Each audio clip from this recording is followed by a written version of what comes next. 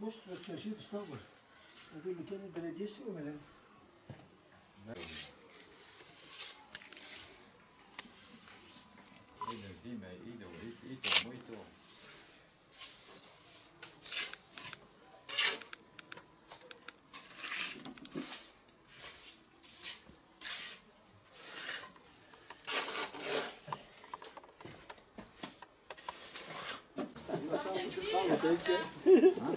زين خطيت المنا بريك الشيلة واجي بيتان حروك Tamam. شيل منا كي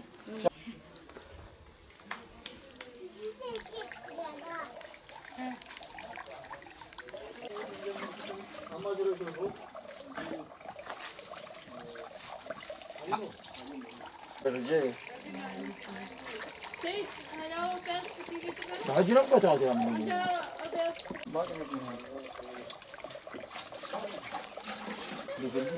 راجي قالوا ممكن تقول له كثير يشوف مثلا ترى يبينك بوش Tamam. Şunu tamam şu. Nerede adı o? ها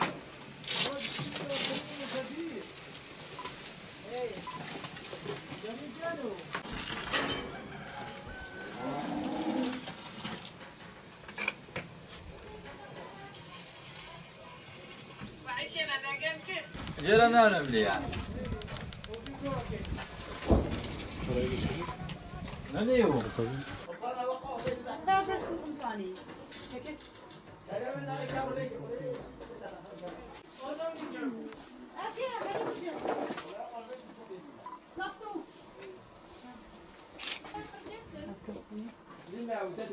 Gibi tutulmaz. والله ما تخمر عجيبة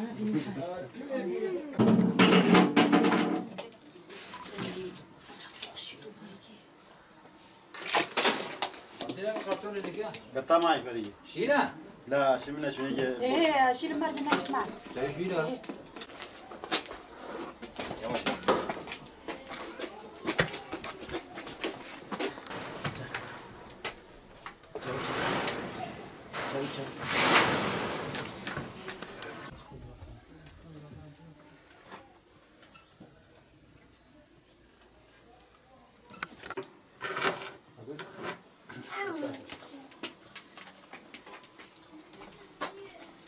Peki daha iyi olur.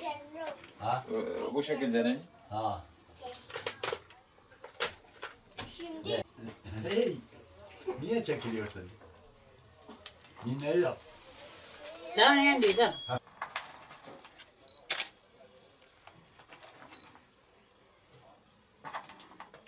Ben buralıyım. Buralı. He. Sasını mı? Çay alo. He? Dere içi çay alo. Ha. Sen bunu.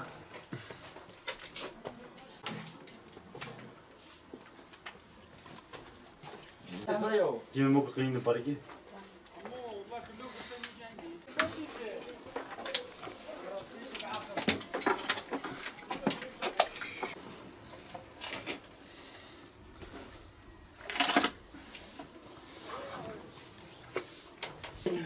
مو كيف Cano. Ha. Fesada katıyor. Hadi mı oldu acaba? Başladım. Şahane yapıyoruz.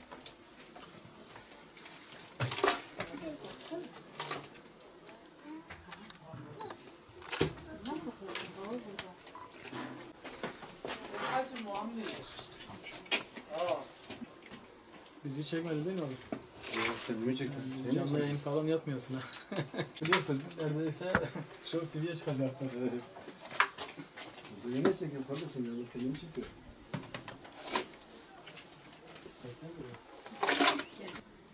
Ben am يقول لك هنا.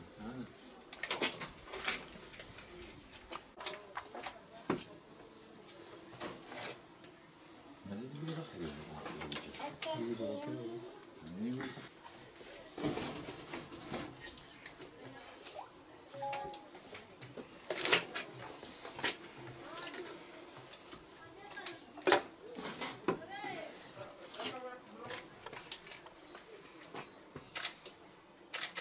Sen.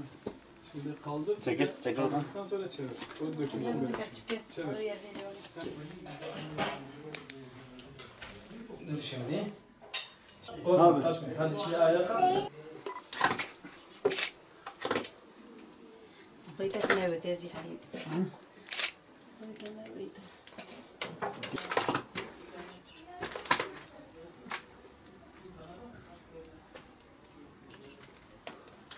Yetmedi, kurak yerde yetiştik.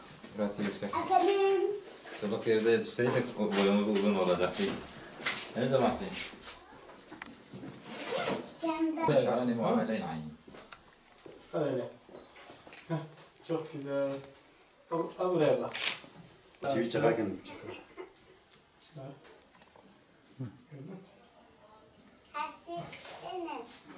Olur mu ne vakti? Basın ama çok. Yok, güzel de bak, vakti. Her şey boyutu. Ben 5 ediyorum. Fotoğrafçı oldum ha.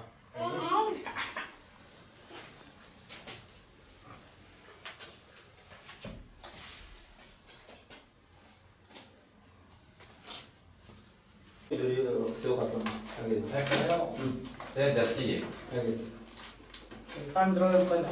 Sen nasıl?